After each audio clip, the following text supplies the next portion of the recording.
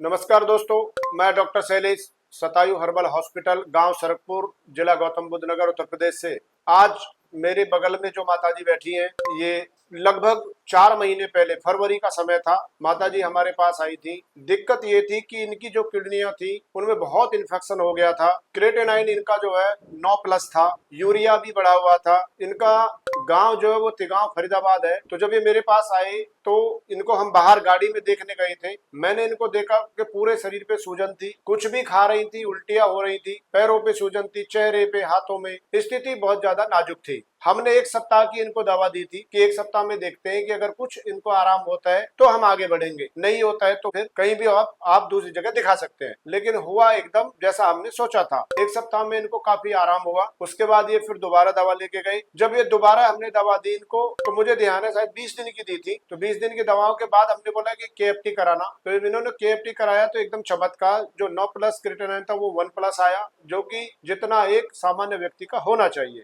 तब से लेके आज तक इनकी औषधियां जो है वो लगातार चल रही हैं। आज 50% औषधि इनकी किडनी की मैंने बंद कर दी है, 50% ही है। आज की भी मेरे पास ये रिपोर्ट है जिसमें यूरिया, क्रिएटिनिन ये एकदम सब ओके है, लेकिन इसमें थोड़ा यूरिक एसिड बढ़ा हुआ है, उसकी कुछ मेडिसिन हमने दी है। और ये स्थिति इतनी खराब और भयानक थी उस समय कि ऐसा लग ही नहीं रहा था कि माताजी का जीवन आगे जो है बच सकता है। बहुत परेशान थी। अब जानेंगे हम कि जो मैंने बताया क्या ऐसे ही था या कुछ और था। माताजी अपने आप से अच्छे से नहीं बता पाएंगी, इनके जो बेटे हैं वो बताएंगे कि क्या सच्चाई थी। नमस्ते दोस्तों, मैं वीरेंद्र नागर तिगांव से। मेरी माताजी को फरवरी में एक दिक्कत हो गई थी, थोड़ा सा जैसे बुखार टाइप हो जाता। हमने हॉस्पिटल में एडमिट किया और उन्होंने जो टेस्ट किए तो उन्होंने बताया कि इनके किडनी में इन्फेक्शन है। किडनी में इतना इन्फेक्शन है कि उन्होंने सीधा बोल दिया कि आप किसी भी बड़ी हॉस्पिटल में ले जाओ, इनका डायलिसिस होगी, बगैर डायलिसिस के बाद बनेगी नहीं। वहीं पर हमने किसी भाई के पास फोन किया,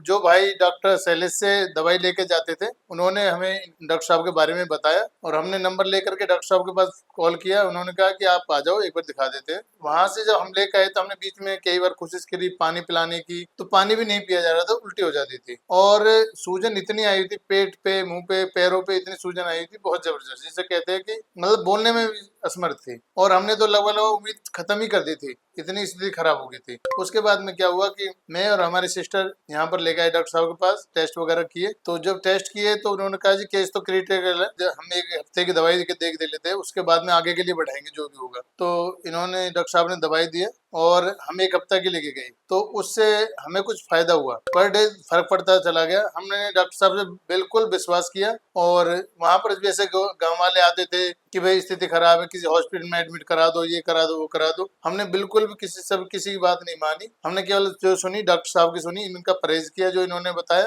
और वो ही रेगुलर हम दवाई लेते रहे। तो हम 2 से 3 बार दवाई लेके गए। जो भी माता के टेस्ट है वो सही होते चले गए, जो बेहतर होते चले गए। तो उसके बाद में अब आए हम, तो डॉक्टर साहब ने ये बोल दिया कि माताजी बिल्कुल ठीक है। मैं तो डॉक्टर साहब का हार्दिक दिल से धन्यवाद करता हूँ और अपने परिवार की तरफ से धन्यवाद करता हूँ। अभी आपने माताजी के बारे में, उनके जो पुत्र हैं उनसे सुना, एकदम सच बात है, ऐसे ही हुआ था। ये सब तभी संभव हो पाता है जब रोगी का विश्वास वैद्य या डॉक्टर के ऊपर हो और आराम मिलता हो, साथ में अगर परहेज अच्छे से करता हो। अगर परहेज नहीं करते हैं तब भी रोग ठीक नहीं होता है। परहेज किडनी में मैंने पहले भी कई वीडियो बनाई है हमने, जो लोग ठीक हुए हैं उनकी, कि परहेज में बताया कि अनाजों में जौ सर्वश्रेष्ठ है, साथ में ऐसी सब्जियां जो बेल पे लगती हैं, फलों में अगर पोटेशियम नहीं बढ़ा हुआ है तो पपीता, सेब ठीक है।